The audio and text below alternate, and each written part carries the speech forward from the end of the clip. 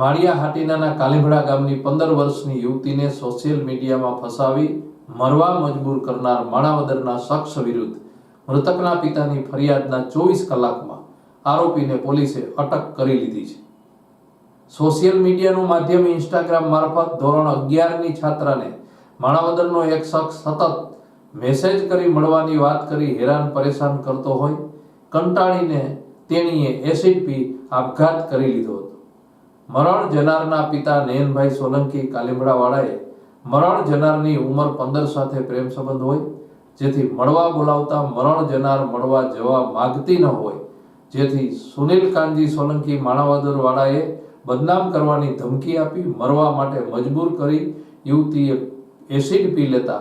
સારવાર દરમિયાન મરણ થતા જે ગુનો દાખલ કરવામાં આવ્યો છે। આ ગુના સંદર્ભે જિલ્લા પોલીસ વડાની સૂચના અને માર્ગદર્શન હેઠળ સ્થાનિક પોલીસના પીએસઆઈ સુમરા મેડમ દ્વારા અલગ અલગ ટીમો બનાવી એલસીબી અને એસઓજીની મદદથી 24 કલાકમાં આરોપીની અટક કરી વધુ તપાસ હાથ ધરી છે।